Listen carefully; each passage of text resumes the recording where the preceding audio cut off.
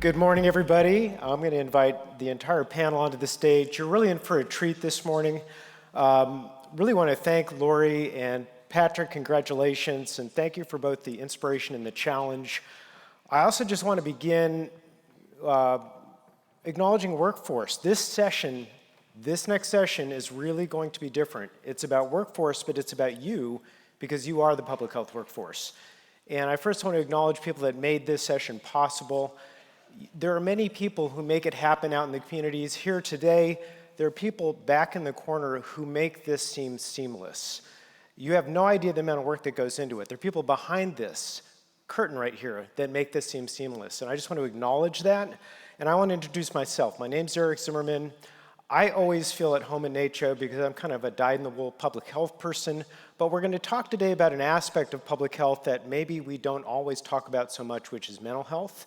And to quote Lori, mental health is public health. And so I would say fasten your seatbelts because this session is about you. This session is about how you show up for yourself, how we show up for communities, and the connection between those two thoughts. I also want to connect the dots to yesterday's plenary session where Brian sort of challenged us to go home and take one idea forward. We're going to issue a very similar challenge, which is as you listen to the many speakers today talk about everything from very big picture data down to the individual and how our brains work, what's the one thing you're going to take back into your workforce, both for yourself and the people you serve around you?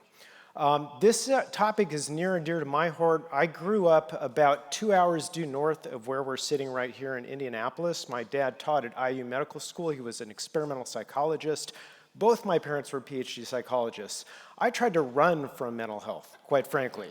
I ran toward public health, but guess what? It kind of came full circle. I'm really excited to have the role I have at Credible Mind. We're a company in partnership with NACCHO focused on how do we systematize mental health as a public health practice. We do that through technology, but we also do it through people. And today, I'm really honored to be joined by some really important people who are going to bring different perspectives into this conversation. To begin with, we're going to acknowledge Dr. John Adler as our Chief Medical Officer. He's going to facilitate a discussion. You're going to be part of that discussion if you care to. I'm also really excited to be joined by Dr. Rachel Bork. Everybody knows the fine work that de Beaumont does. Everybody heard of PH Wins? Does that sound familiar? Rachel Bork is PH Wins. She quite literally makes that happen. I'm also really grateful in the spirit of make things happen. Alex wasn't on this speaking docket as of yesterday afternoon, and yet here she is. How did that happen? Well, things happen, life happens. Dr. Faisal Khan, who started this conversation 3 years ago about putting our oxygen masks on first, became ill with a respiratory infection, so he's resting at home. He got some great advice from Dr. Amit Sood on what to do about that. That advice included dark chocolate, by the way. And Alex stepped up. We had dinner last night and said, hey, what do you think about serving on a panel representing Denton County's work for workforce mental health? Here she is. And last, certainly not least, you're going to hear from Dr. Amit Sood, who brings tremendous wisdom and knowledge, having done this kind of work with health workforce at Mayo. And he's going to bring some tools that you can use. So very excited about today and the road ahead. But I want to begin with some comments about the work we're doing with NACCHO and Behavioral Health 360. So if you don't mind just pulling up the slide deck that reflects that. So protect the protectors, right? Protect is one thing, right? But there's also prevent and there's promote. At the heart of that is a resilient workforce that shows up for the community. And so how are we actually doing? We're going to cover a few topics. Those topics include Behavioral Health 360.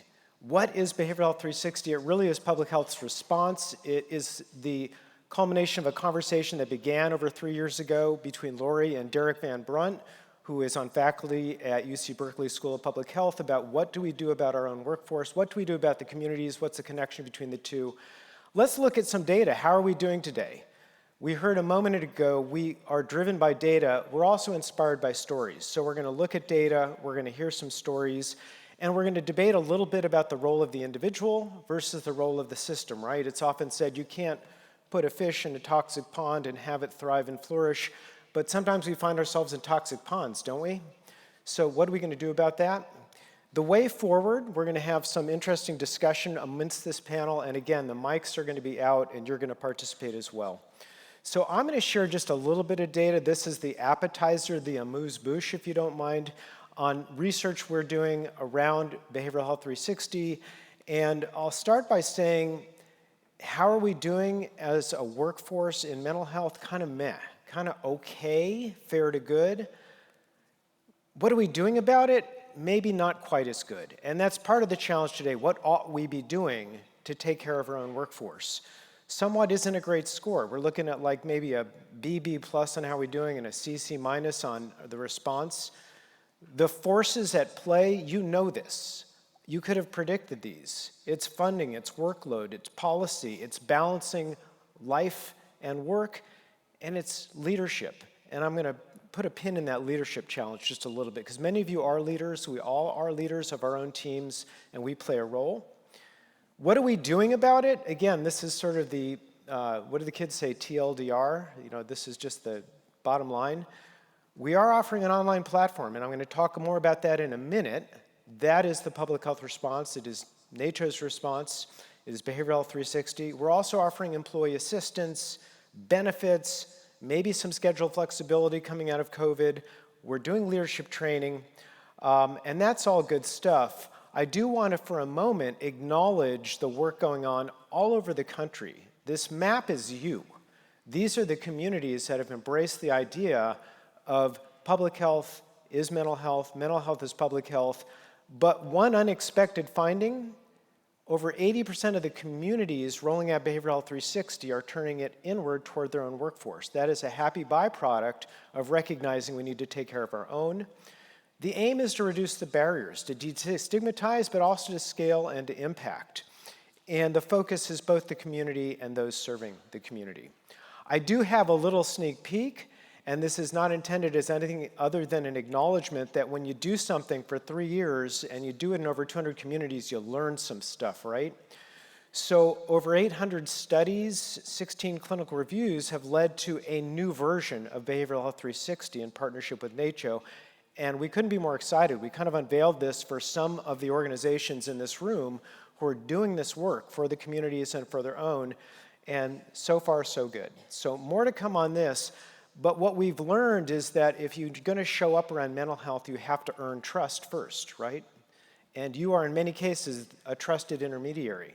You have to keep it simple. The cognitive overload that you're going to hear about when Dr. Sood speaks is overwhelming. So if a person is in need of help, you have to make that incredibly simple. And these days, it has to be personal. That's where data comes in, and that's where we kind of go right into the debate about AI, but we'll talk about that, guardrailed safe AI. Most importantly, as Patrick said, this stuff happens on the ground locally. And so the idea is this needs to be localized, and that's the work we do with all the organizations that we're privileged to work with. So, end of that. That wasn't meant to be an infomercial, just an acknowledgement of the work we're all doing together out in communities.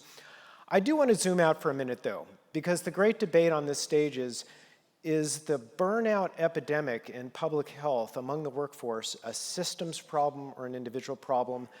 And spoiler alert, the answer is yes, right? So I'm going to introduce just a couple frameworks real quick, and then we're going to transition and really get into the data and get into the practice.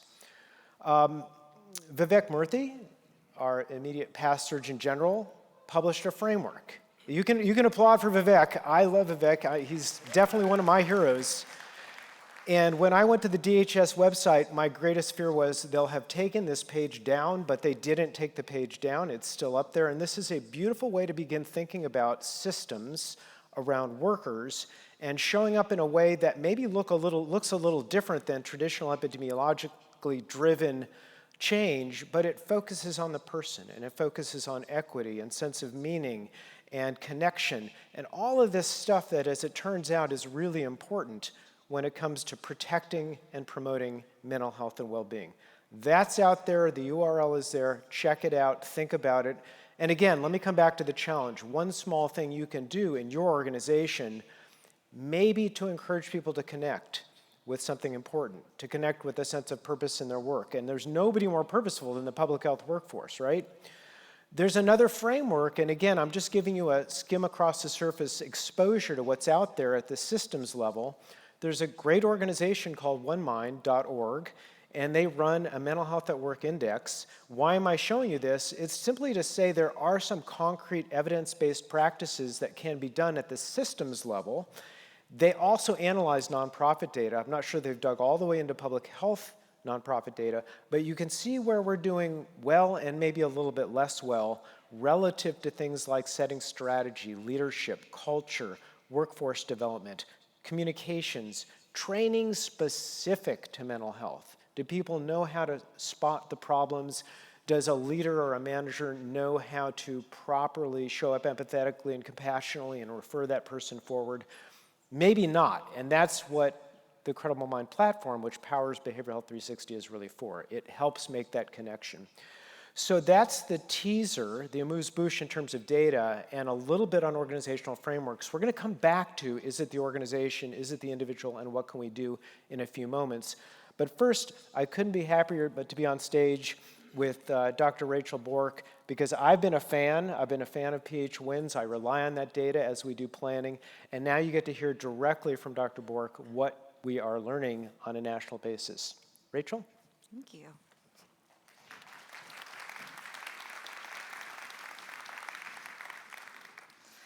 Thank you, Eric and the Credible Mind team, for inviting me to be here today. I'm thrilled to be here. I have to give you a disclaimer. It's very doomy and gloomy. So I'm sorry, that's not normally how I like to start a presentation, but that is the fact of the matter. I also want to thank Eric for that introduction, but I would be, that's not exactly right. I do lead PH Wins, but I have an amazing team, some of whom are here. So I want to thank them for all of their work. Just an acknowledgement to our federal partners. Thank you not only for your financial support, but also your partnership in PH Wins over many years. We're very appreciative of that support. So I am from the de Beaumont Foundation. If you don't know who we are, then you may have been under a rock while we've been at NACCHO. But we are a private foundation located outside of Washington, D.C. Our CEO, Brian Castrucci, led the panel yesterday. We have a booth downstairs. Please come and see us. We love to talk about all of the work that we do. So as Eric mentioned, I lead the Public Health Workforce Interests and Needs Survey, which is PH Wins. It is a handful. We are the first and only nationally representative survey of state, territorial, and local governmental public health workers. So the thing that's most important to take away from PH Wins is that we survey you all. If I could see you, I would ask you to raise your hand if you had participated. Hopefully everyone's hand would go up. What makes us different from, say, the NACCHO profile, which hopefully you also all participate in, is that we go to the individuals. We want to know your thoughts, your experiences in the workforce versus the profiles, which give you that overarching bird's eye view of your health department. So we've been doing PH Wins for a long time. It started in 2014. It runs generally on a 3-year cadence. We went 4 years during the pandemic, and we recently did a mid-cohort survey called this Pulse Check, which I will talk about, and we'll be having a session, I think at 3:30 today, where we really dig into the Pulse Check findings, so we encourage you to attend. So for today, I'm going to focus on this 6-year period from 2021 to the Pulse Check that went out in March of 2026. We were here this time last year presenting the 2024 findings, which had that huge expansion you can see of local health departments, which is something we were really proud of. One thing that we heard when we were here last year was everyone said, "We love wins, thank you." The survey was fielded in the fall of 2024, and then the findings came out in the summer of 2025. And you all said, thank you, but hey, the world is a little bit different now from when we fielded the data. And we love feedback. Again, please come and talk to us. We'd love to hear your thoughts on the survey. We want the survey to work for you. And so what we decided to do was do this mid-cycle check-in, which is what we're calling the pulse check, which went to a small group of people, not small, almost 5,000 people completed it, of folks who completed PHWINS 2024. So we'll be able to show you some of the comparisons, how people feel in 2026 compared to how they felt in 2024. So within PHWINS is a really long survey. If you've taken it, thank you. I know it's about 30 minutes. There's a handful of questions in each cycle around workplace well-being. You can see here, 2021 was the first time that we really dug into this, where we asked specifically about post-traumatic stress disorder, bullying and harassment. 2024, that didn't feel like the right questions, so we focused more on burnout and general mental health. And then again, with the pulse check, we really asked people to compare how they were feeling in the 2 time points. So this is the main takeaway. This is the doom and gloom, right? And what we can see over these 5 years is that burnout is a real problem, right? It's not something that was a COVID blip and then we went back to business as usual, right? Burnout is really here. You all are working under pressure, and you are jeopardizing the health of our nation, not because you want to, but because of the environment of which you are working. So I will fast track to the question that Eric landed on. The general feeling of PHWINS is that it is a systemic problem, right? There are things, individuals, but you all are working in systems where burnout is really a problem. So let's just review the data. I know in some ways we want to think about the lessons of COVID, and sometimes we maybe just want to push it down deep and not think about it. But what we really saw during the pandemic was when we had 70% of the workforce working on response, right? People's jobs changed. I'm sure you all know that. We hired new people to work on response.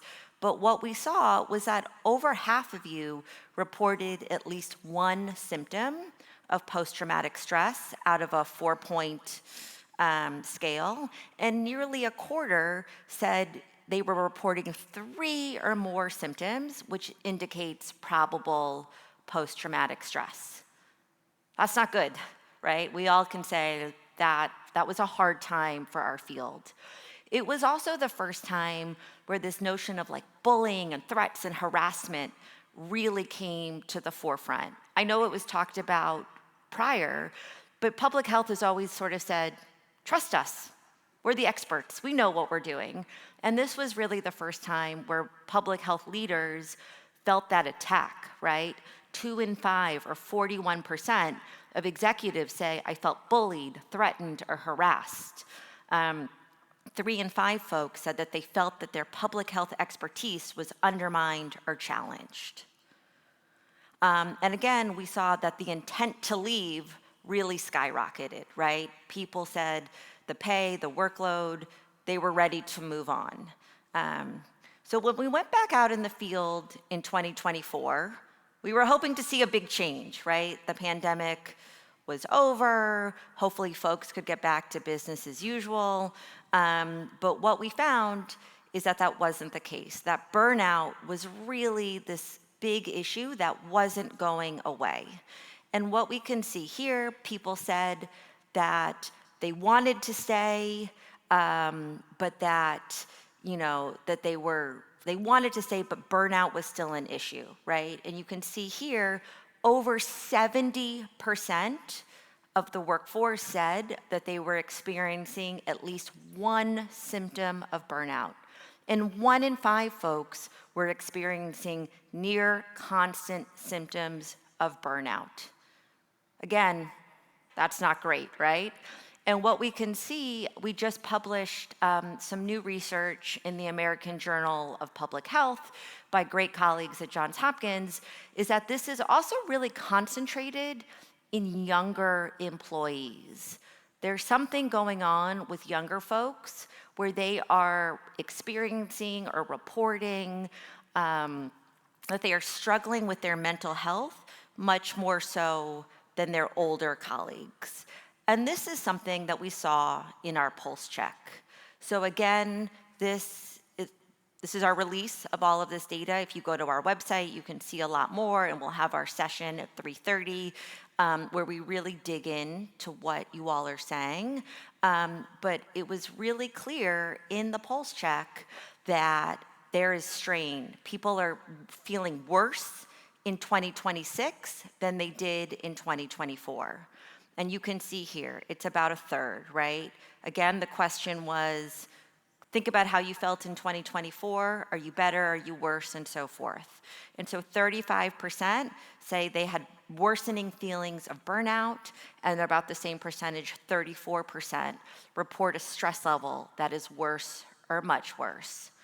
And again, here's that data broken down by age. And you can see it's really clear, right?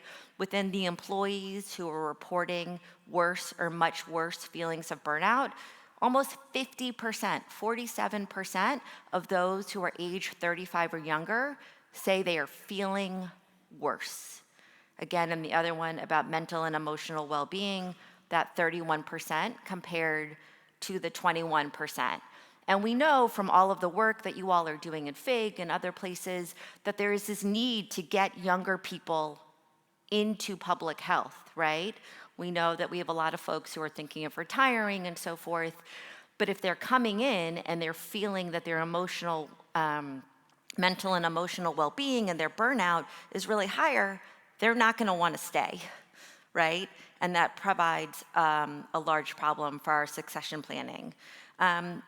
So what is the call to action, right? So at the de Beaumont Foundation, I know it's a both and, but we really are looking at not at sort of individuals, right? What can, Bob in accounting do to feel better, but what is going on with the systemic system, right? What are the demands of the broader system that you all are working in? So these are some of the things that we suggest. We have lots of resources on our website to help you all do that. And I'm also really excited to hear from my colleagues because even though this is doomy and gloomy, right? I don't want you to walk away with kind of like, oh, Eeyore, like there's nothing I can do, right? There are things that you can do both at the individual level and at the systems level.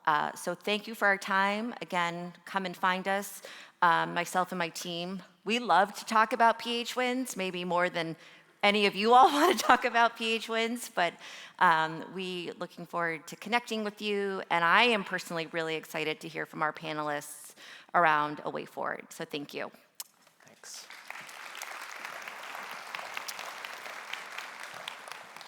Thank you, Rachel. Sometimes a good story, if you go to the movies, it begins with something bad happens, right? And so the drama is what happens next. And I also want to encourage us to think that two things can be true at the same time. We can work at the systems level and we can do things as individuals. And you're going to hear some stories about that, right? I'm really excited to be joined by a speaker again who wasn't in your program until last night, if you were looking. But we really are pleased that Alex Reed Harbor, I'm going to use your hyphenated name, if I might. Congratulations, by the way, on becoming hyphenated.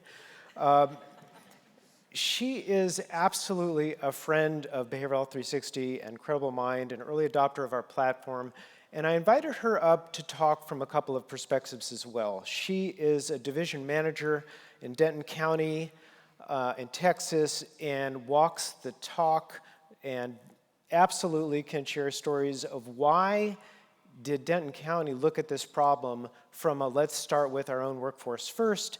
And she might even share a little bit about what it was like for her to be one of those employees dealing with burnout. And I will tell you that part of this is identity and purpose. And what do I mean by that?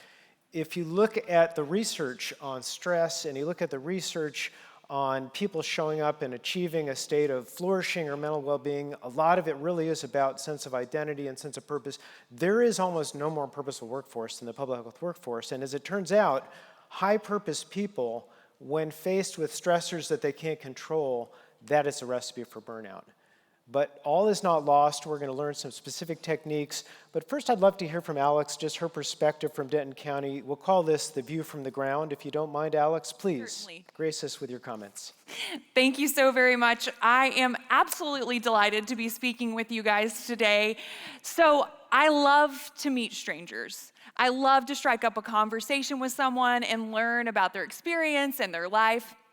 But on October 20th of 2022, I wanted nothing more than for the stranger next to me on a plane to not speak to me. Yeah, I was like, I'm gonna look out the window, please don't talk to me. Because I did not want that person to ask me why I was on that plane. I did everything I could to avoid that conversation, and they never talked to me. So spoiler alert, it worked. But I didn't want to tell him my story that day in October of 2022. I wasn't quite ready to tell that story. And honestly, if you would have asked me then, and if you would have asked me last year, Eric, I would have told you I'm still not quite ready to tell that story. But when Eric approached me last night at dinner and said, hey, by the way, do you mind to come on this panel? I was like, well, darn, Alex, you can't get up there and talk about workforce well-being and not be honest with these folks. So I'm a little nervous to tell you my story from October 20th of 2022. But I want to share it with you. It's my first time to talk about it with people that aren't my family. And what's better than a room of 2,000 public health professionals, right?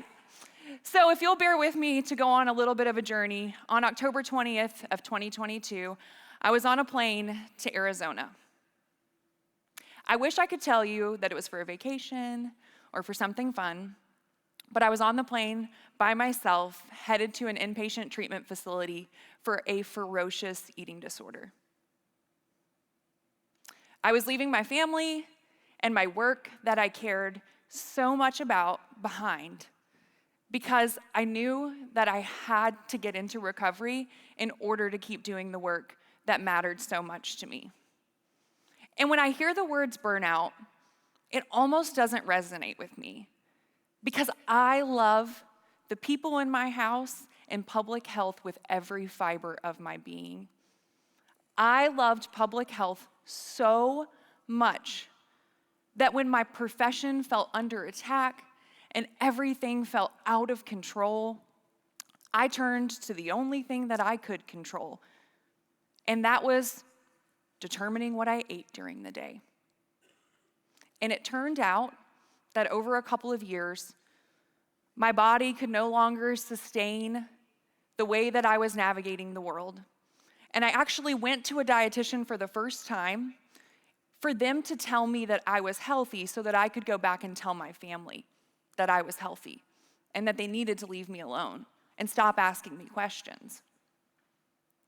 And when I went into that dietitian's office, I was shaking a little like I am now, but I was really hopeful that she was gonna tell me I could go back and tell my family that they had gotten it wrong. And she didn't. I sat down in her office, I told her about my life, and she said, Alex,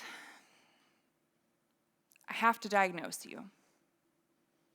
You're leaving here with a diagnosis of orthorexia, which is the sister to anorexia. And I was like, Melissa, you've got it wrong. You've got the wrong girl. I don't know. It's not me. She's like, no, it's you. And so I went on a journey of recovery.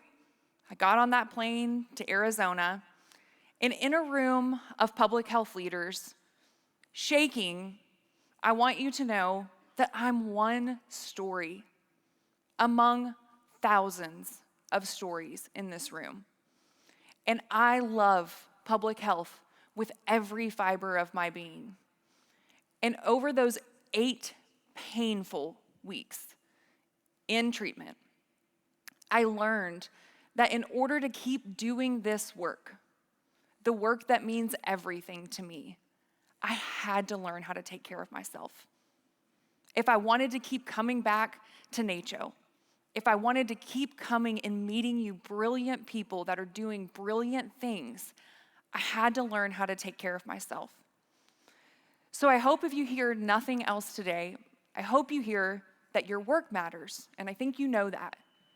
But I want you to also know that you matter. We need you healthy in order to be able to continue this great work.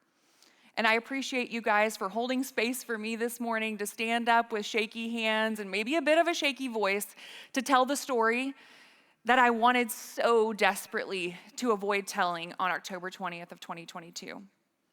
And since that day, I have found so much joy in what it means to walk in the daily practices that it takes to get to show up in the way that I want to. And not every day, thank you. Thank you.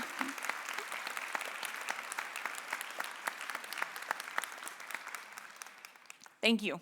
It means so much to me. Not every day is easy. I still have hard days, like we all do, right? You don't have to have been to an inpatient treatment facility unelectively to have hard days. But when I'm wondering, what's next? How do I determine what step do I take next? I have a little tattoo on my wrist under the bracelet that my daughter made me that says NRC, and it stands for the next right choice. We don't have to have it all figured out today, but if we keep making the next right choice as public health staff members and leaders, I think we're on a good path forward. Thank you so much.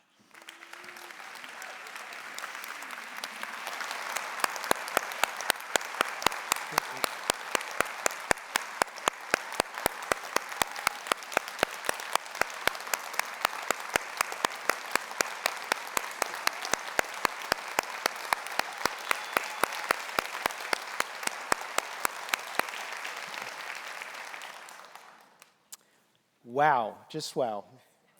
Thank you, Alex, for the vulnerability and for showing up with a real story, because data is great, but stories stick, right? And we're really proud and honored to work with you and your community and make Behavioral Health 360 available to your community and to you. So thank you for that. Now that we're focused on the individual level, before we zoom out to the systems, it's kind of a perfect time to introduce someone I've come to really admire and respect. His work is amazing. We actually feature resources that he's created within Behavioral Health 360 and Credible Mind. They're there for communities to use. But very importantly, he has stories to tell as well. The health of the health workforce has been near and dear to Dr. Sood's heart for a long time. And so I couldn't be more excited but to introduce him, and perhaps he'll share some wisdom with you and maybe even a few things that you can take away and use. Amit?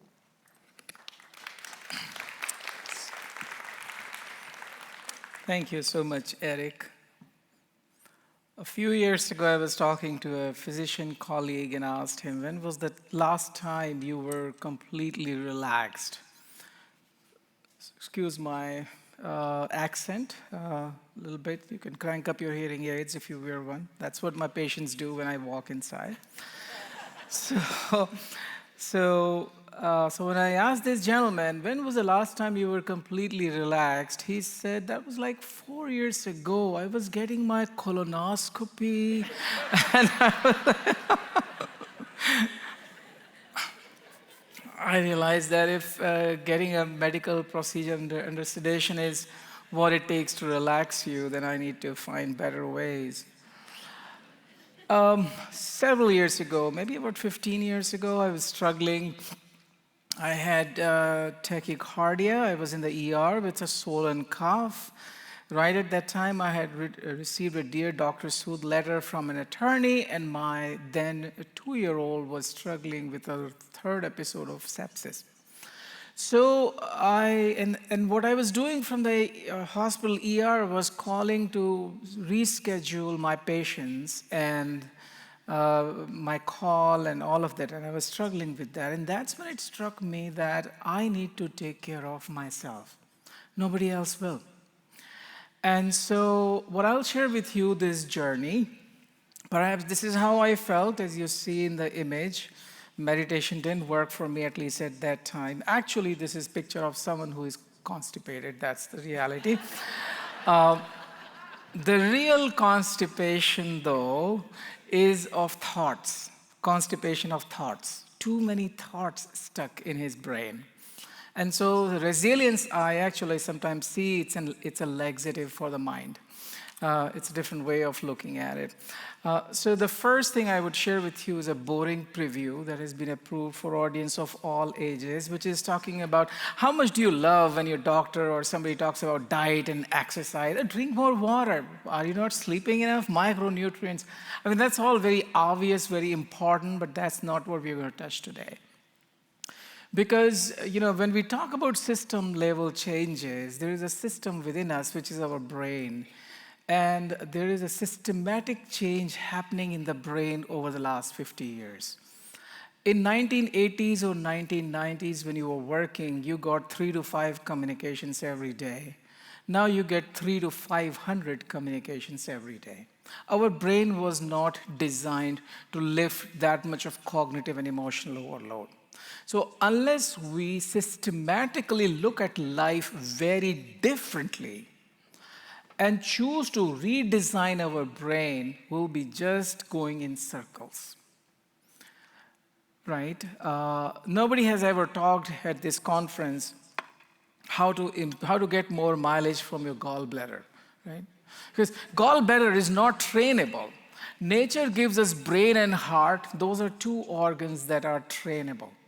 Nature gives us the base model, and it wants us to create the deluxe model. Right? So what do you see the difference between these 2 walls? And that's where I'm coming to. The motor. Go ahead, let's be interactive as much as you can. So the motor, right? And that, you're all resilient in your own unique ways. My wife is resilient. My wife used to be an OB surgeon. Now she is a women's health physician. She's amazing with patients. But if there's a mouse in the house,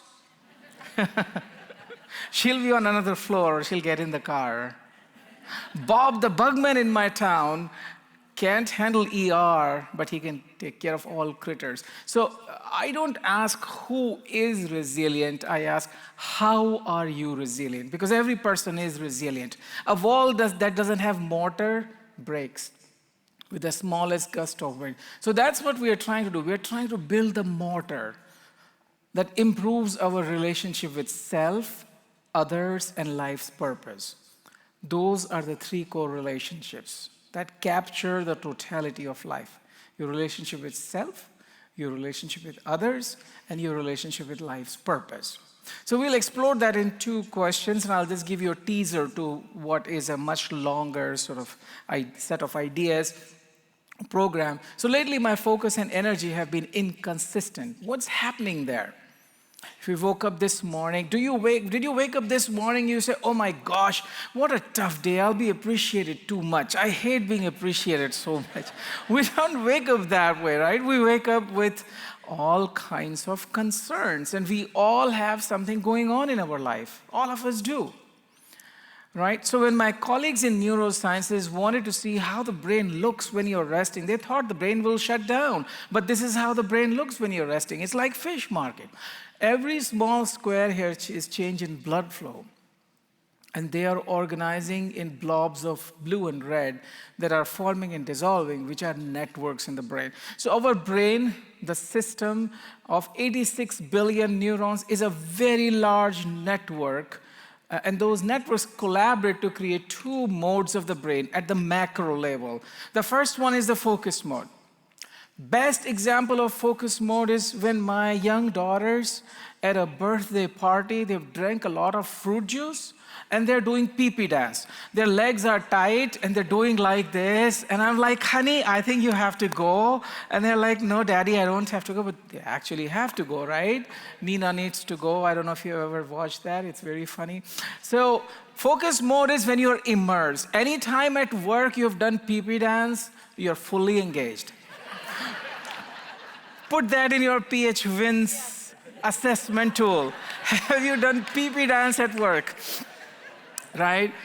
Mother Teresa speaking on nonprofits. Mona Lisa giving a talk on entrepreneurship. How to get rich and famous doing nothing. Just smile. I wish I could do that. So that is your brain's focus mode. Your brain's focus mode is engaged when something is very interesting.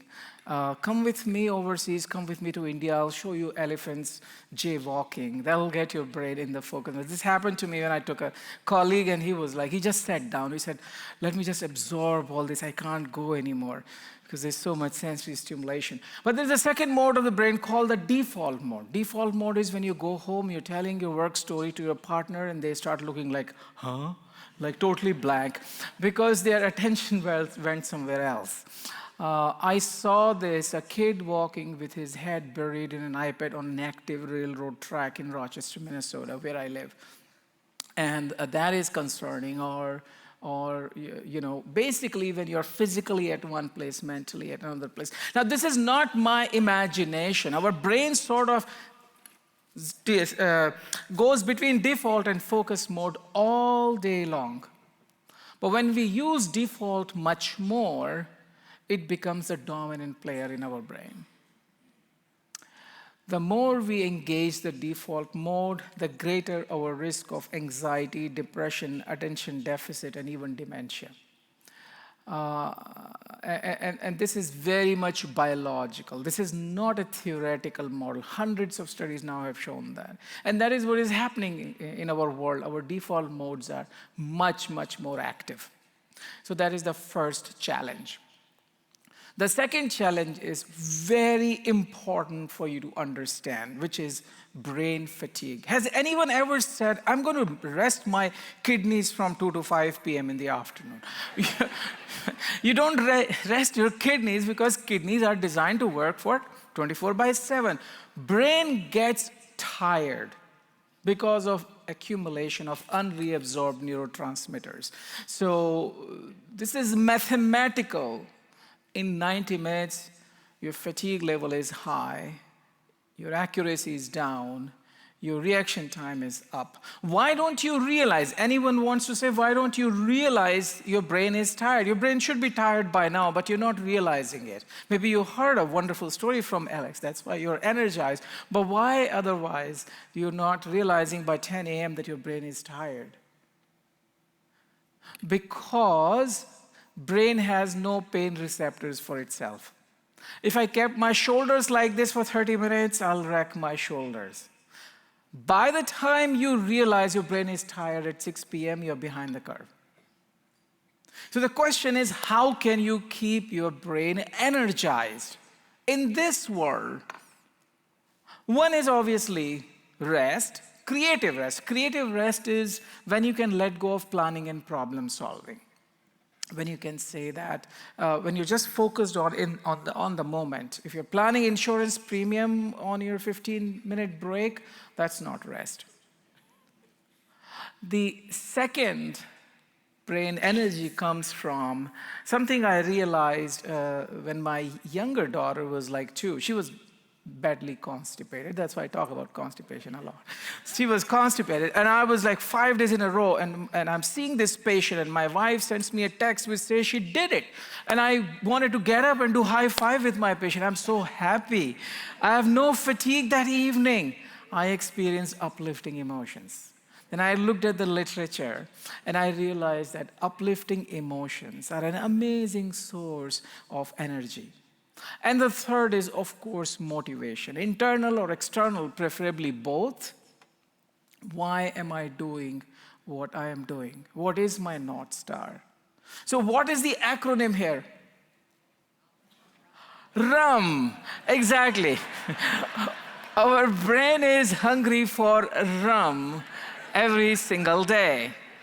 And so my invitation to you is to drink or a little bit of metaphoric rum. That is what I've been doing for the last, 15, 18 years. This is 2012. This was my energy curve. This is my energy curve. Now, I think I have 50% more energy than I did 10 years ago because of the strategic intake of rum. So I'm very aware. I'm not going to tell what is in this. I'm very aware of my brain's energy. So what does that rum look like? It's very different for everybody. It's different for my dog.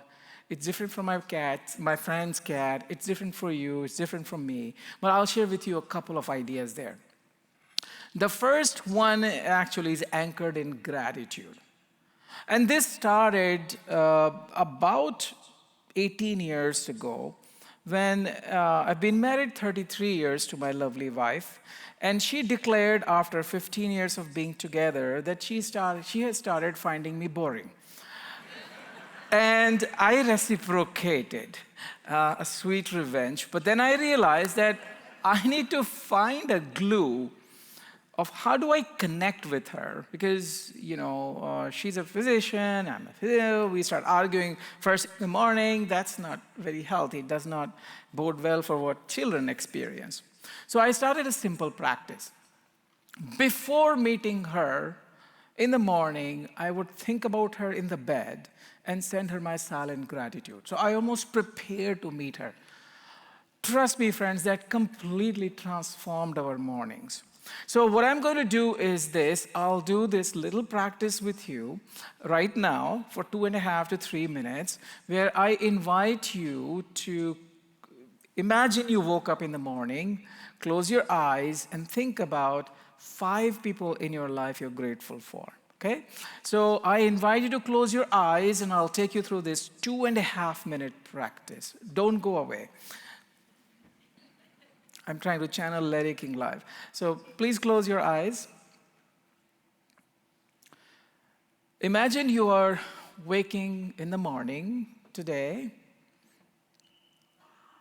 And try and recall something distinctive you saw in your bedroom.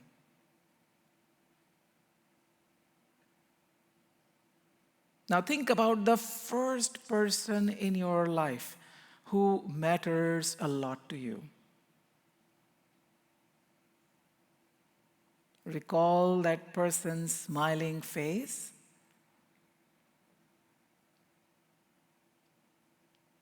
And then send that person your silent gratitude for being in your life.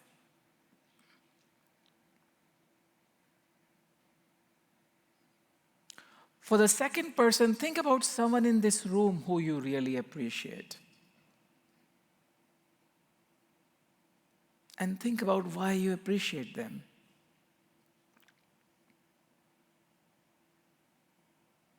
And then send them your silent gratitude.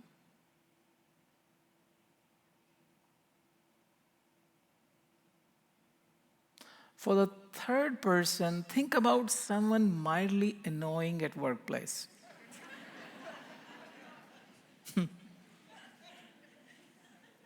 Now, stretch your capacity and force yourself to think about something you like about that person, something you appreciate.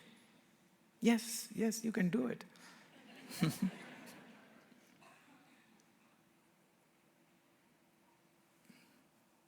And then send them your silent gratitude for being not any more nasty than they are.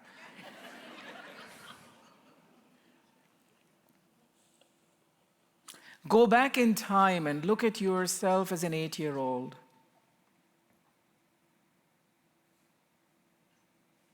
Try and recall your hairstyle at that time.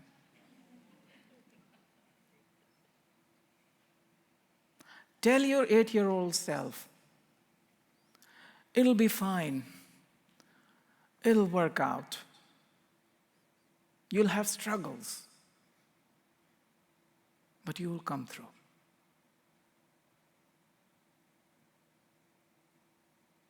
Give your 8-year-old self a high five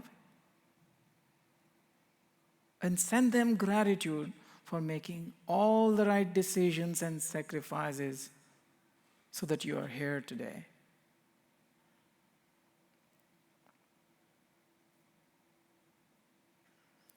Finally, think about someone who has passed away who you loved and love. Give that person a virtual hug and hold that hug for 10 seconds.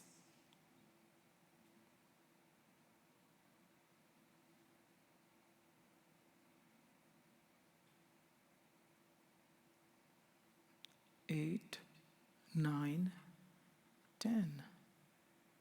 And then send them your silent gratitude. Allow yourself to come back to the present moment. And then when you're ready, you can open your eyes.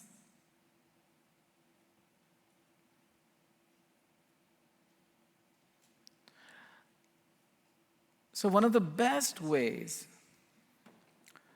to meet someone, to prepare for a meeting, is to remind yourself, why are you grateful to this person? And that completely changes the flavor of the meeting. One small suggestion, take a Post-it note, write the word gratitude on it, stick it to your bathroom mirror. If you forget this practice tomorrow, then and find yourself in the bathroom, then go back to bed and start over. So it becomes a habit after some time. So I asked you to send gratitude to someone who is in this room as a second person. So we will take a 30-second break. I would love for you to get up and tell that person, maybe high-five them or hug them, whatever is appropriate, and let them know you're grateful and why. So take this opportunity. It won't be cheesy. If it is cheesy, I take it on me. So 30 seconds, let's create some chaos here.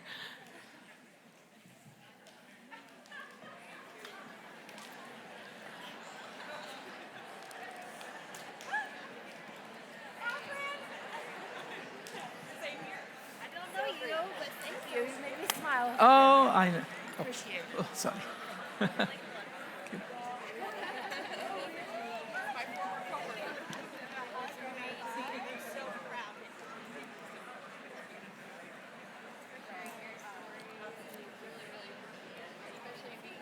you.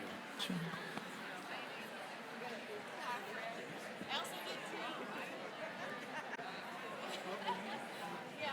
Thank you.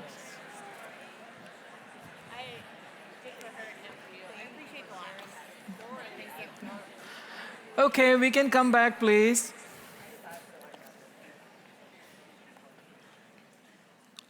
So this is the first practice. And at the end of our discussion today, I'll invite you to make a commitment. And all those who will follow through, we will honor them some way. The second practice, so I'll share with you 5 practices total. These are all part of a larger program, and so I've just picked out the ones that make the most sense. The second practice is what I call the 2-minute rule. So the first one is the morning gratitude practice, and the second one is the bigger one. Those 2 are the longer ones. So at home, I feel like I'm pouring from an empty cup. My loved ones consistently get the leftovers. How do I help this? I realized this many years ago. I would go home and nobody would notice because I was walking like a deflated balloon. And this is how my brain looked when I went home. It was all over the place. Sometimes I'm sure this has happened to you. You go home, you're working 8-10 hours, then you're thinking about work for the next 2-3 hours, trying to get rid of that momentum, because brain has a momentum problem. And this is showing unfocused brain because different areas are coming on and off. At a moment here, this is the brain of actually my colleague, Dr. David Jones from Mayo Neuroscience. And you see all the brain areas are collaborating to create an experience. And so that is when you are immersed in an activity, right? And so what I'll do is I'll pick on Eric here to help us out. So Eric, how long have you been married? 33 years. 33 years? Very much like me. So, wow. I didn't know that paradigm existed a whole lot. Anyways, I'm sorry. So you are sitting with your wife in a cafeteria, and your high school friend shows up. Who is going to be more interesting for the next 2 minutes? High school friend. High school friend. Why is that? Novelty. Novelty. Oh my gosh, you have read the book. So between you, between you and your wife is love. Between you and your high school friend is novelty. See, novelty beats love 100% of the time in drawing human attention. That is a problem. Because novelty fades after some time. The saddest words I've heard are from a patient of mine who said, I divorced the woman I loved. Because after 20 years, I stopped appreciating. You know, have you stayed in those hotels sometimes? Like last night, you have those magnifying mirrors, and you look at your face and you say, oh my gosh, how did I get that ugly? So that I don't look at myself there. So it is like that. When you look at the moon, it's beautiful. When you take a pair of binoculars, you see all the scars. That's what happens to us when we get closer to people. We start finding all the imperfections magnified. Right? And that pushes relationships away. And I didn't want that to happen, so I was once traveling, and at airport baggage claim area, I saw people hugging each other, and I said, oh, what is the difference here? Time gap. So, Eric, you were traveling, and you lost your cell phone. For a month, you couldn't talk to your family. Now you're coming back home. Would you find her a little more interesting? Incredibly so. Incredibly so. Amazing. Is she here listening to you? No. Okay. I'll let you safe. tell her I said that, though. You're safe. Is this being recorded? Yes. Yes. Oh, okay. Then I don't know. But anyways, so basically, here is the 2-minute rule practice, which I've been doing now for 19 years. I started when my elder daughter was 3. And that is meeting your family, or at least one person every day, as if you haven't seen them for a month. And this is what I do. I actually, in the garage, I tell myself, I'm going to meet some very special people I haven't seen for a month, and with that intention, I go inside. And the first thing I like to do is notice the color and expression of my loved one's eyes. I was asking a colleague a few months ago, when was the last time you saw your wife's eyes? And he said, like 18 years ago. Yeah, and how many of you know the lucky number of your partner? Like less than 1%. Assignment for you. Go find lucky numbers somehow from them, right? So basically, that is the first thing I like to do, because when you look at your loved one's eyes, very much like when we look at puppy's eyes, it leads to rise in oxytocin level mutually, right? And then the second thing in this 2-minute rule practice is, for the first 2 minutes, when you meet your family, don't improve anybody. We're all guilty of doing that, right? It never works. And they associate us with feeling bad about themselves. And the third thing that really works is to speak kind words in a way that is novel. For all the ladies here who have boyfriends or cousins or spouses, mark these words, they work 100% of the time on men. And that is this: honey, you were really right when you, and then fill anything after that. Men love to be reminded how they were right. Actually, we all want to be, teenagers in particular. I have 2 kids, 22 and 15. And one of the things that I like to do, because they struggle with autonomy threat, one of the activities I like to do is every 6 months, I ask them to provide me 360 feedback about how am I performing as a dad.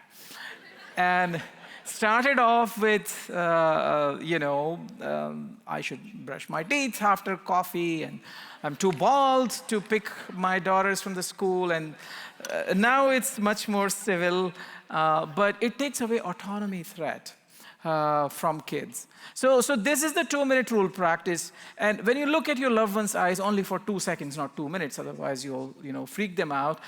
And this applies, I shared with you how I do it, but you can practice it with anybody. At least one person you want to meet every day as if they are your true A-lister. It could be a grocery clerk. It could be somebody in the elevator. It could be, your Uber driver or whoever. It doesn't matter. It is not just for people with happy, loving families. So that's the idea, is to have authentic connection. What we're trying to do is translate radical acceptance into a daily practice. So our ritual at home is that whenever I hear my wife's car in the garage, I drop everything and try to meet her in the garage and bring her back inside the house so that the other person feels welcome. And that's obviously what my dog does too.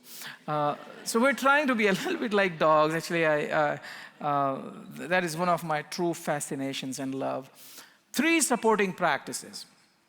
The first one, and I'll see how many of you brace up here, and that is your posture. You know how much weight is this person lifting from her neck right now without lifting anything? Anyone wants to guess? 35 pounds. You're pretty close. It's like 40 to 45 pounds. You're very, very close.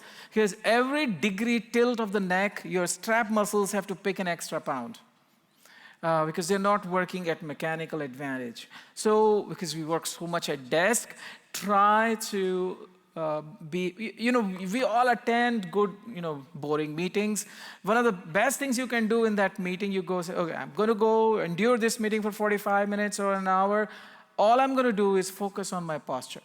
And I will embody a good posture.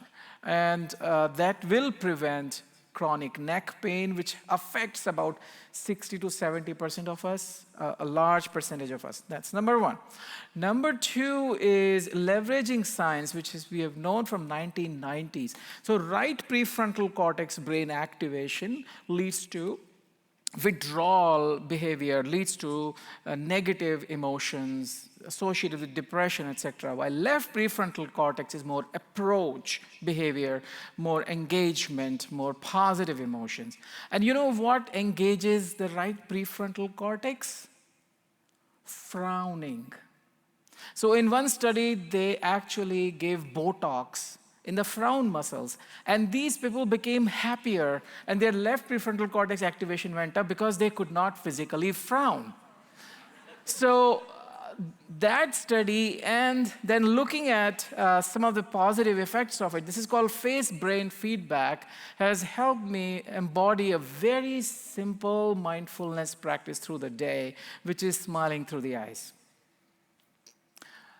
You can do it at least 10, 12 hours. Like when I walked from the hotel today, that's what I was trying to do in between conversations. I'm very aware that my eyes are relaxed. And I think that can, by itself, be truly transformative in how you feel internally. So we open our phone 50 times a day. You can just do this, right? That's so much better. And you're being kind to yourself. See, we talked about 3 relationships, your relationship with self, others, and purpose. You are your best friend. We forget that. And I think you have to treat yourself kindly. Final practice. What seems scary here? The spider, out of place, too big. How many people die of spider bites? Your health professionals, you would know that. It's very small. Is it one of the main public health issues? No.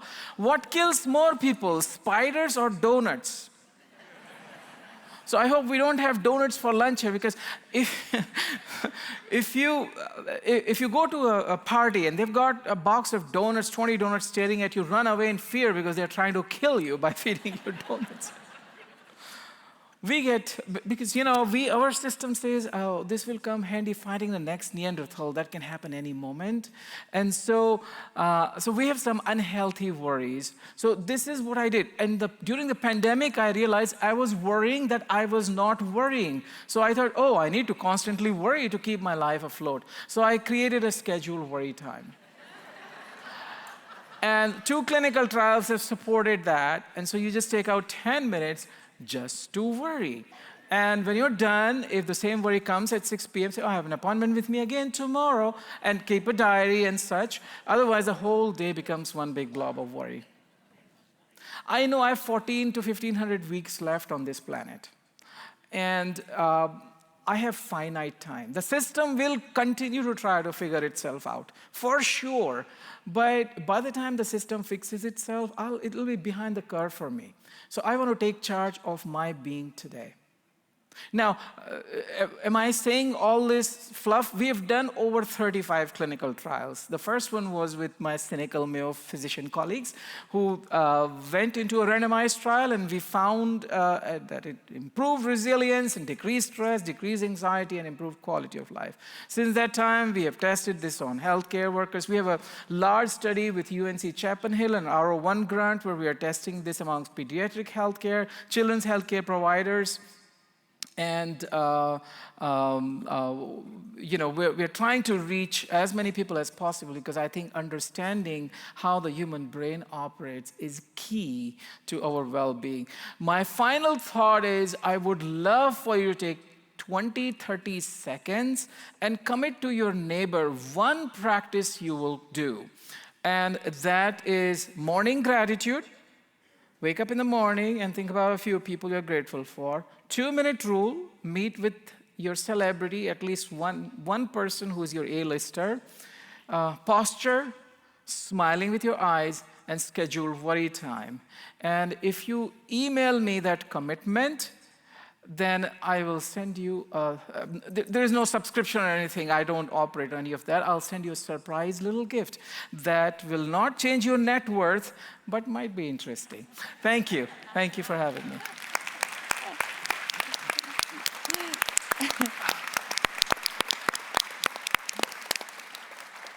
So, Dr. Sood is an internal medicine doctor, but I would say his skills and wisdom go far beyond that. And I'm so grateful to have crossed paths with him, and also grateful to Nature for allowing to bring him to this stage to address the public health community, because he's certainly done this kind of work with the physicians at Mayo, and now he does it globally.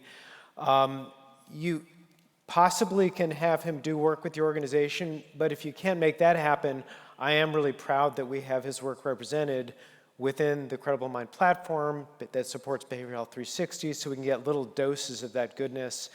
But do take one of those practices home. These things really do work. That's what's amazing about it. So again, thank you, Dr. Sood. So grateful, so grateful.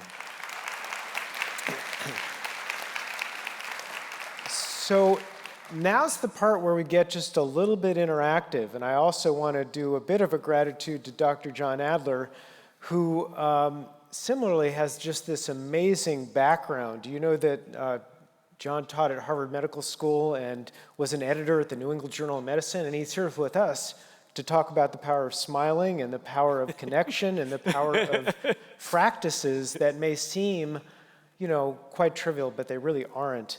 But he also is going to lead us a little bit in a bigger discussion about what do we do with all of this? How does it relate to not just our lives, but our work in public health? And so, John, I'm going to sort of pass the baton to you and let you kick off a discussion initially with our panel. But again, let's remind folks that you can be part of this discussion. Mics are set up, so questions are welcome. John? Super. Thank you very much. I just wanted to make a few comments, and then we're going to have a couple of questions for the panel, and then we'll open up the microphones for everyone to have an opportunity and engage in the conversation. And there's a lot of gratitude filling the room right now, but I really want to echo that and thank Nacho for bringing this discussion here consistently to all of you. I'm going to come back to this, but we've touched a little bit on kind of systemic and organizational change versus individual change. And there are factors of institutional and organizational change about decreasing stigma associated with mental health concerns and practices that people can do. And these are real, and they change organizations, and it's happening in the room. This is a part of organizational change. And so I'm very grateful and inspired to see that. And thank you very much to Nacho and to all of you for the work you do.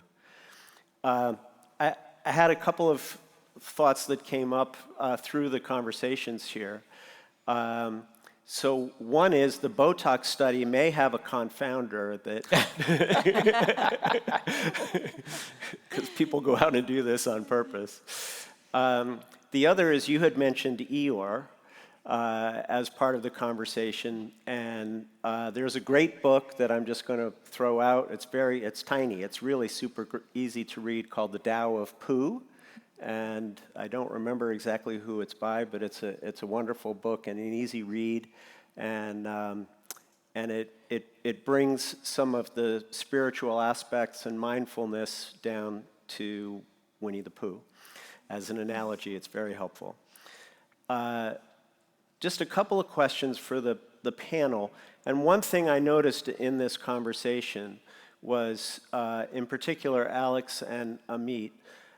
You both talked about a struggle, something that you faced, and what I felt was a common thread was it came fast, and you didn't recognize how severe it was at the time. Mm-hmm. And so we've talked about the fact that, well, everyone's got something in their head that, they're working on. Could you all speak a little bit to how could this have been recognized sooner? Why do you think you didn't?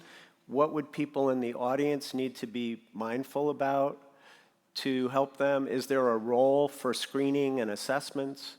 I'm just going to throw out that concept. Yeah, absolutely. I think for me, it's a great question. I woke up in crisis, right? Like, I was wholeheartedly convinced that they literally had the wrong girl. And I did not go to treatment with like a cheery, chipper attitude. I went very disgruntled. But I think that earlier on, if I would have taken a little bit of time to pause and slow down, I might have noticed my over-obsession with things that I wasn't previously over-obsessed with. And I think that screening at some point in the trajectory could have been really helpful for me. I know whenever I went for my annual primary care visit, no one said anything. It was almost like a congratulations, because my body weight had changed so dramatically. And for me, I think that one of the greatest lessons was really that I had a supportive team around me when I realized that I was in crisis. Okay.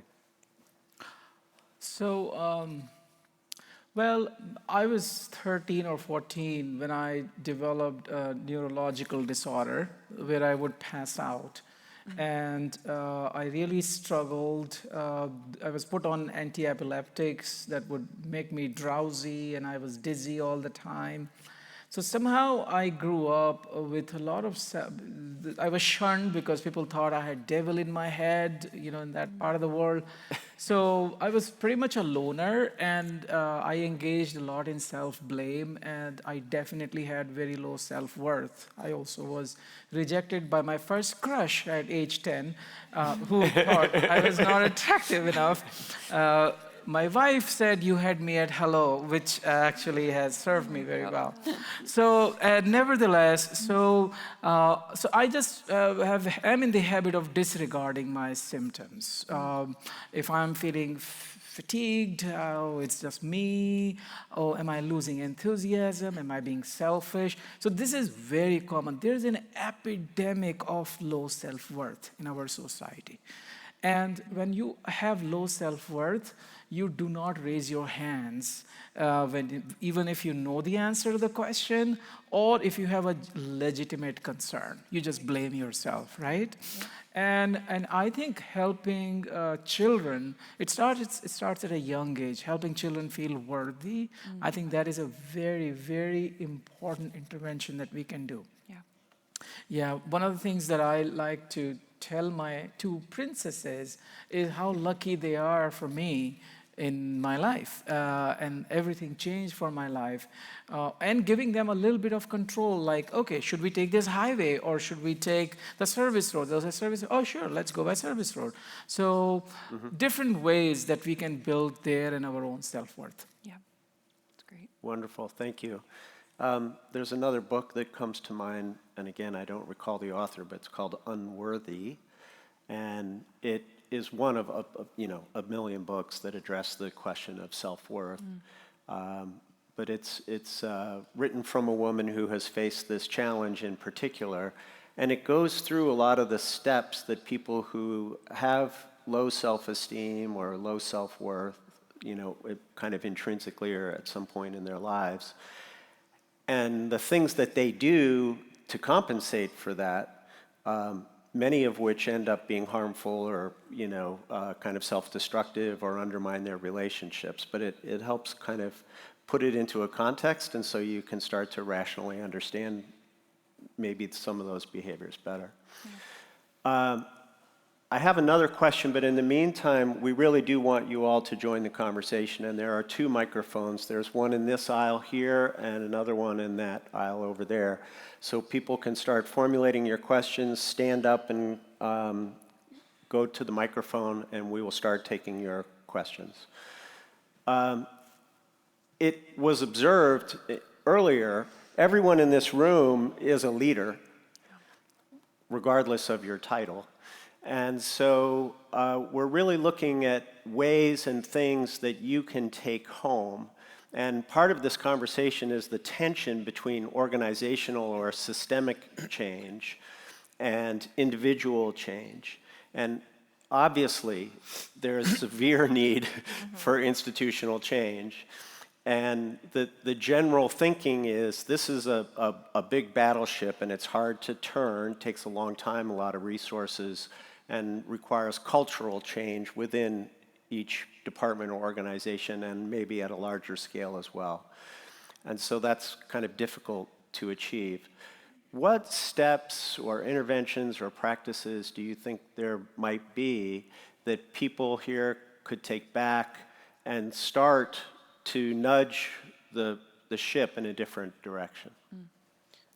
Yeah, John, I actually have a comment on that Yeah. based on some prior research, and it really connects to what Amit has shared about this, the 3 levels of me, connection with others, into a larger purpose. It turns out people have a purpose in their work, and in some prior research I had the privilege of being involved in, we found, to your point about small steps that a leader can do in an organization that don't require turning the battleship, quite simply asking a person on your team, someone who perhaps works for you, a little bit about their purpose, in particular their purpose in their work, it turns out it has a dramatic impact on their sense of being seen and having worth in their work and being recognized. And quite frankly, as a practical level, you'll find out, is this person in this job because it's a means to an end, like I need to make a salary and put food on the table because I want to provide for my family? That's a motivation. A different motivation is I see all kinds of problems out there and I want to save the world, so to speak. Or perhaps I'm wanting to learn and grow and I enjoy the challenge. Those are 3 completely different types of motivation that tie to purpose. And when you know what makes the people on your team tick, they feel seen, they feel included, and it actually does promote mental well-being in the workplace. So I would say that falls in that category of a small thing that can have a big impact in the workplace. Yeah. Fantastic. Other thoughts? So, I think I can add from the PH Wins lens. Part of it is seeing what the problem is and acknowledging it. So, a great thing about the survey is that it allows you to see your own data, but also to compare it to nationally. Because sometimes you look at your own data and you're like, is it good? Is it bad? I don't really know, right? So for you, in order to do that and really, dig, the great thing about that is that it allows you to do that. Something that people feel frustrated with sometimes is that it doesn't dig deep into your own health department. So one thing we encourage you to do is look at your PH Wins data, but then go back to your workforce. We have lots of resources about how you can dig deeper into what are the issues. But another thing that just pops in my mind is yesterday we were presenting the findings of the Pulse survey to the ASTO health officials, right? So we were on a call with all 50 of them, and it was actually someone from Kentucky, where we are now, who talked about ways that they were improving mental health. And one of the things that she said was, we painted the building. The people were in this really dreary, yucky government building, and I know a lot of you probably work in those spaces, and she's like, you know what? We just tried to spruce it up. Yeah. And that really impacted how people felt coming to work. So I think it's that, we think about these systems level, you think, oh my God, that's so big, right? But there are smaller things that you can do, so just share that with you all. And I'll also say, I feel better after hearing you guys. I was very doom and gloom, and now I'm like, you know what? There are things that even I can do to feel better. So I want to thank you for that. Yeah, I remember a study by Folkman's group, Susan Folkman from UCLA, which was at the apex of the HIV pandemic, when spouses of men who were dying still found through a very difficult time moments of joy or happiness during the day. So even in very difficult situations, I think you can find those oases that we need. Now, I think the key here is, what is your frame of comparison? So we are in situation X. To improve the situation, I want to have X plus 1. That's what I want to do. I want to keep growing. But for my personal contentment, I can compare myself to X minus 1. So I often focus on what went right within what went wrong. Or I sometimes share with my patients that, can you focus on something bad that could have happened but didn't? Yeah. And because I have tried myself, having seen the world, having had the privilege of staying in another country and coming here. I've been here for 30 years now, but basically I'm a person with split personality. So there's a part of me that is very dissatisfied with the state of the world. There's a part of me which is very dissatisfied with youth mental health issues and suicide and drugs and all of that. But there's a part of me that I have disconnected to stay strong, and I've tried to stay content. And I try to find little sources of joy. That retailer, at the grocery store, this person smiled at me. This cab driver help me with, taking out my luggage. The hotel guests greeting me. You all kind here, you smiling and laughing, giving her a standing. Those are all little acts of kindness. Yeah. And you have to keep nurturing them, bringing them to you, because you want to stay strong to make change in the outer system. Now, if I burn out, nothing is going to happen, right? So I choose not to burn out. I choose to see negative news as a way to do something positive in my life. Mm-hmm. The more negative I see in the world, the more positive I'm going to create in my micro world. That is my commitment. And that allows me to keep engaging with what is. And I think for me, from a really deeply personal perspective, what I would charge every leader in this room is that there is not a day that I show up in Denton County, Texas, that is not because my health department director stood up and gave me a hug and said, we'll catch you in 8 weeks, the day that I told him I had to go. And had he not said that to me, because I've already told you, public health means everything to me, I would not have gone. If I would have wondered if my team would welcome me back, I would have never stepped foot on that plane. And the reality is based on what the doctors told me at that point, there's a good chance I wouldn't have been here with you all today. So as leaders, whenever you're having conversations with your staff, it might seem like a small thing to you. I remember him saying to me, well, you've got tons of sick leave in FMLA. Like, it was no big deal to him. But for him to stand up and ask if he could give me a hug and say it'll all be here when you get back, gave me exactly what I needed. And I would encourage you all as leaders that when you are thinking you're making a small decision, everything that I do for the rest of my life stands on that conversation that I had with my boss, because I would not have gone if he had not have said that to me. And when I called him, I was like, hey, when I got discharged, I called him, I said, hey, I've turned in my stuff to come back from FMLA. how's everything going? He said, oh, someone came and asked me about the travel policy last week. And I said, Alex will be back soon. Told you it's all going to be here when you get back. Right. And that was just the warmest welcome to me. Like, he's like, yep, I sent them to your office. They'll be there on Monday, you know? Welcome back. Exactly. I'll add one patient anecdote. This is a 45-year-old lady several years ago. She had to undergo a lot of procedures. Her insurance did not cover the cost. So she was distraught. I saw her for like stress management and resilience. First, she was very unhappy, but then after thinking about it and applying 6 weeks later, she came and said, you know what? I'm very sad I had to sell my home, but I'm grateful I had a home to sell.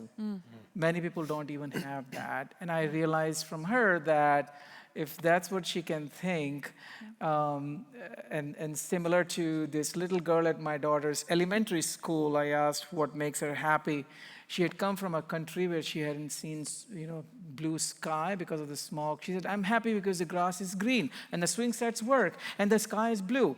So, wow, it's the frame of comparison sometimes. It's beautiful. Perfect. I see people who would like to join the conversation, and I'm not sure how to operate this. Let's start over on this side. If you could just maybe introduce yourself, where you're from, and ask a question of the panel or share a thought. Sure. So my name is Jermika Alexander. I'm from Fayetteville, North Carolina. I'm on the Board of Health for our Cumberland County Public Health Department. And I wanted to ask a question to Dr. Soot. I'm also a UNC Chapel Hill student, formerly. Go Tar Heels. And I heard you mentioned about a study that you did with UNC Chapel Hill. Could you elaborate a little bit more on that? Absolutely. So this is a study we are doing with Deborah Johnson as the PI. Shakira is the therapist. So this is a study for child healthcare providers, and it's a large R01 grant. We're enrolling about 600 people that are randomized into. So we have an approach to resilience or well-being, which is called the SMART approach, or stress management and resilience training. So we have trained Shakira branch to deliver this intervention, both in person and online, and we have created a platform for them. So they're getting this, along with their organization is also getting training in this so that their leaders are on board, compared to a comparison group. It's a 5-year study. We are into the third year, and I'm told that people are really responding very well to it. Excellent. Thank you. Fantastic. And this is a type of program. There are other models that are somewhat similar, where people within an organization will get some special training and be identified in some way so that others know they can come and speak with them as colleagues. But they may have some special ability to be helpful. Mm-hmm. Let's go. Is there anyone over on this side? I can't really see with the lights on this side. Yes. Okay, Back here. sorry. Hi, my name is Sam Schaefer. I work for the Virginia Department of Health in Newport News, Virginia. Sorry, this mic is like really low. That's No, we for a can short hear you well. person. That's good. So I am a community health improvement coordinator, and I teach at the local jails. I first wanted to say thank you to Dr. Sood for the guided meditation. When you got to the part about being 8-year-old, or our 8-year-old selves, tears started coming down my face, and I'm not a crier, so I was like, what are these things happening here?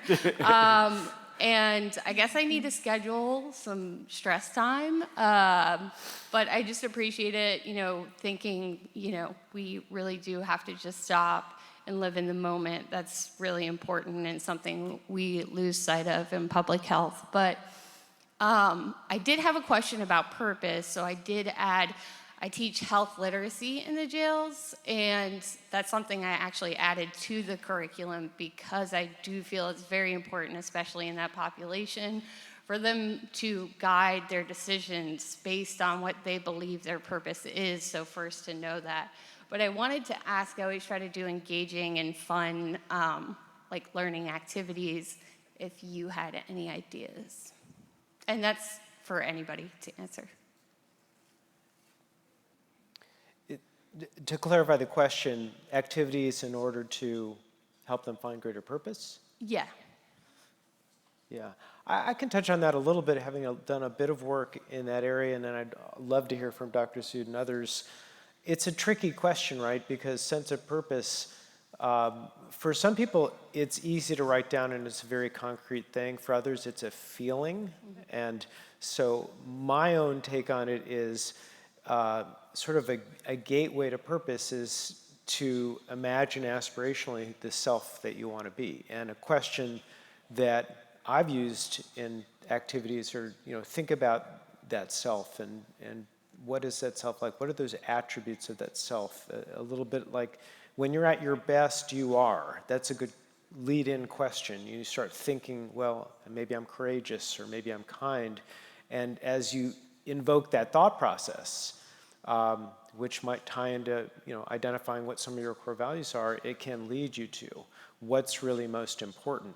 And oftentimes in the interventions that we're beginning to build Incredible Mind, we're asking the question, quite frankly, who are you doing it for? When I talked to Alex last night and she was sharing her very personal story, what I heard in her story was she thought about her daughter. And there is a strong sense, to Dr. Sood's point about there's my connection to me, to others who are important, and a greater cause.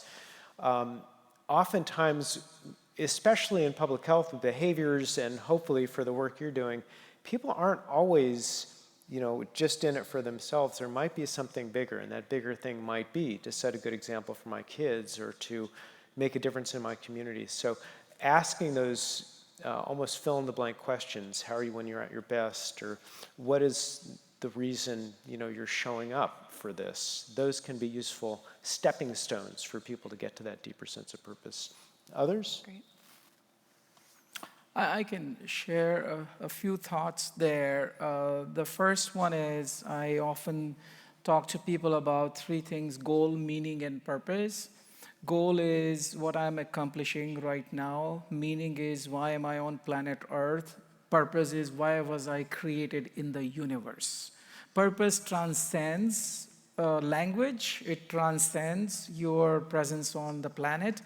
And it is big and amazing. And once you anchor yourself in that purpose, you're not affected by day-to-day challenges. You live a very inspired life. You can be distracted. You can be disgruntled, disengaged, engaged, flowing, or inspired. The best way is not even flowing. The best way is to live inspired all the time.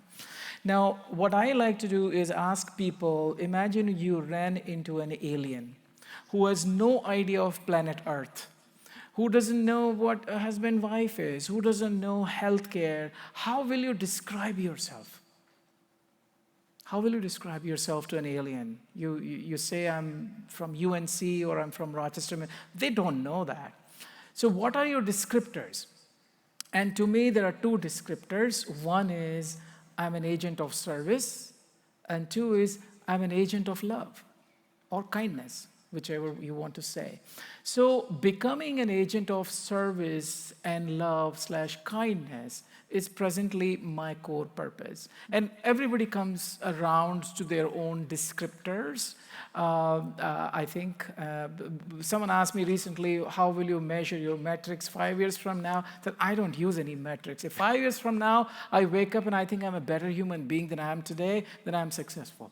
I have no other metrics for success in my life because I'm selfish. I'm just focused on my own growth because I know that if I'm becoming a better person, I'll be an instrument of good. So that is one thing I do. The other thing I try to do is to compare, to make a difference between means versus meaning. So means are the candies in the bucket. Meaning/purpose, if you want to use it loosely, is the bucket. So for example, somebody is a dietitian, somebody is a nurse, somebody is a social health worker, somebody is this, that. Those are all means. Meaning is service and love. So means will keep on changing as you go through life, as you transition through life. But the meaning stays the same. You could be sick in the hospital, yet be an agent of service and love to your nurses and doctors who are seeing you, right? So anchor yourself in the meaning/purpose, not the means. Be very flexible about the means, but be very strong about the meaning. Great Thank question. you. Over on this side. Good morning. I'm Sonia Singh from Maricopa County Public Health in Arizona. Thank you so much for doing this. I really appreciate your insights and stories. And one thing that struck me from each of you is how so much of what you spoke about runs counter to some aspect of culture, whether it's hustle culture, idealization of certain body types or body image, cultural upbringings. Because let me tell you, I have done some sense of control and autonomy with my children, and in my South Asian family, there's some big feelings about that. So how do you brace yourself as a partner, as a parent, as a leader, and as your own best friend? How do you brace yourself against those headwinds of cultural expectations and norms? I'll open it up to the panel, but wow, is that ever extremely accurate? Because there's, surrounding us is the reality, in quotes, of what we experience and the influences that we have. And in our family, we address this. So we really bring it up and we try to expose it, and we make it a conversation so that it doesn't just become kind of a hidden current that carries the kids along into the future world. It becomes something that they've had a chance to think about and look at those influences around them and try to take it into account and have dealt with it and wrestled with it on some level, make it into a debate, not just a sweeping current that pulls them along. But I'll open it up to the panel. I will say people who matter don't mind, people who mind don't matter. So I really care about engaging with people and making them happier, but if they have chosen to be allergic to me, so be it. Yeah. I have personally, I don't say people don't like me, I just say they are allergic to me. Great. And some idea of me. So I think as long as you are anchored in, so there is a difference between principles and preferences. So a lot of what we're talking about, hustle and this whole short-term thing, those are preferences. But then there are deeper principles: integrity, kindness, generosity, humility, respect. Those are principles. Be flexible about preferences, be strong about principles. We tend to be opposite. Yeah. Now, when you are anchored in principles, how do you know something is a principle? It is timeless. It was there 10,000 years ago, it will be there 10,000 years from now. You anchor yourself in principles, you will be protected. You know why? Because principles protect themselves and they protect their custodian. So one of the, I wrote this on LinkedIn a few days ago, that nature protects nature protects the good people by arming them with compassion. If you're armed with compassion, unconditional compassion, you will be protected. And I think that inner conviction and courage, it comes with time. And no one has 100% approval rating on the planet other than dogs, 99%. So I actually did a search on Albert Einstein and fraud, Mother Teresa and fraud, even Buddha and fraud, Jesus Christ and fraud. And there were websites committed to those ideas. So yes, you care about people, but deep down, I'm very superficial. Remember that Angelina Jolie said in that movie, Shark Tales? Deep down, I'm very superficial. I just look out for myself. Just one comment on the culture thing. It's, oftentimes, and this may be the battleship we're trying to turn right, and there's a broader culture, and this culture of your family of origin, and at the end of the day, when we think about it in an organizational context, I like to share the idea that culture is not this thing that we kind of measure and manipulate. it's an emergent property of how we treat each other. Yep.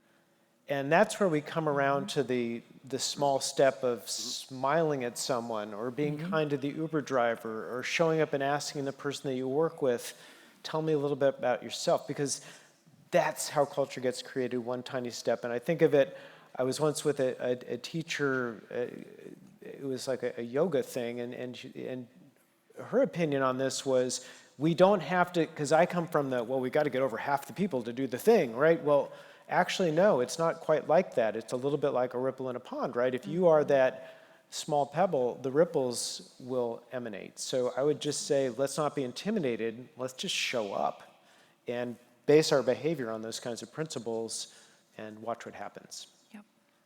Super. We're going to go back to this side, please. Howdy. Ooh, a little bit too close.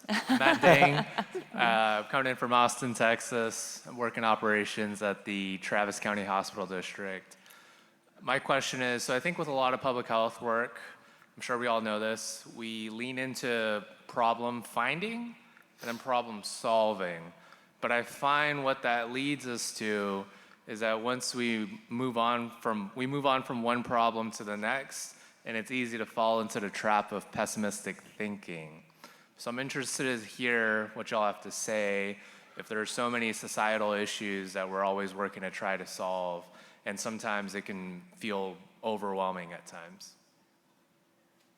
I think that's a great question. For me, the thing that I really try to do is celebrate big, the small things.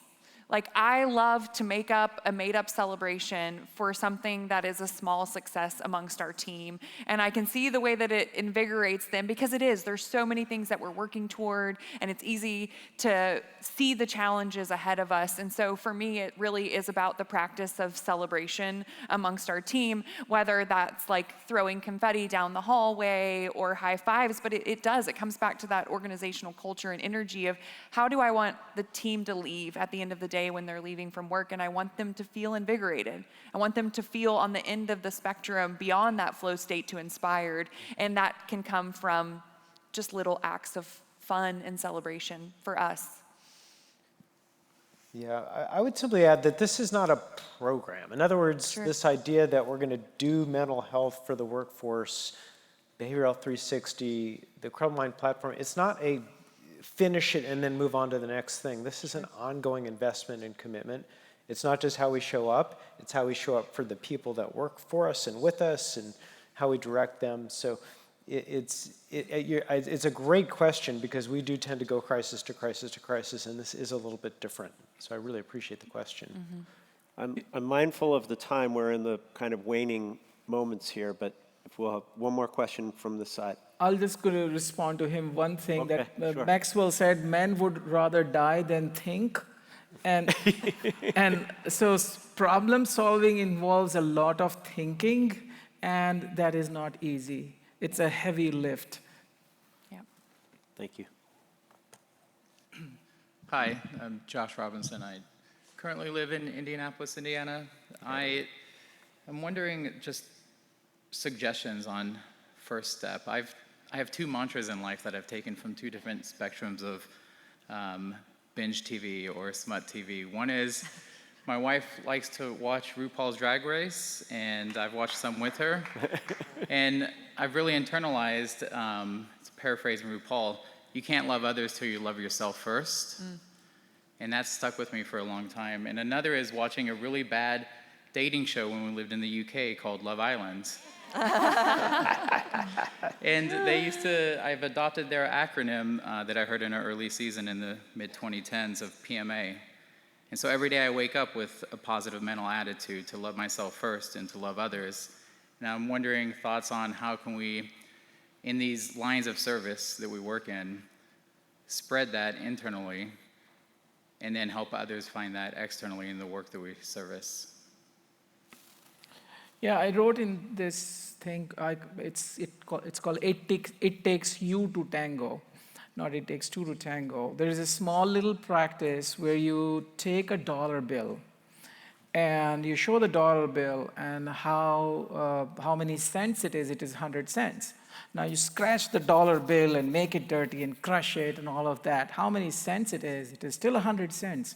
So that is intrinsic self-worth of a person that nobody can take from you. You may call it soul or spirit or spiritual essence, whatever it is. The other is contingent self-worth, which depends on social media followers, your job, how much you earn, blah, blah, blah. The society is obsessed with contingent self-worth, but that keeps changing. I think the key is to anchor in intrinsic self-worth. And once you wake up with your intrinsic self-worth and look at the mirror and say, hey, you in that mirror, you are a good human being. Once you develop that deep conviction, like I once had a patient who was really struggling, an opera singer, and I asked him, who loves you unconditionally? He said, my grandma. So I said, okay, just sing and imagine as if she's sitting in the audience. And sing to her. And he said, but she has passed away. Then I said, okay, have an empty chair and imagine her spirit is listening to your singing. And he came back and he said, my voice is back because she loves me unconditionally. So looking at yourself with the eyes of someone who loves you unconditionally, I think that's what I do. I try to look at myself with my dog's eyes. I love that. I can't think of a better place to wrap than looking yourself in your dog's eyes. I have a 9-month-old puppy, and that dog is unconditional love, no doubt about it. This is a conversation we'd love to continue, and we really appreciate you hanging with us through what might have been a somewhat different type of plenary. Hopefully you take something away, and we really do want you to keep that small accountability of the thing that you're committing to do. The other commitment I'd ask is let's keep talking, because this issue isn't going away, the work is important. So Behavioral Health 360 is what NACHO put together to allow this conversation to have a container. Let's keep talking, we're here to help.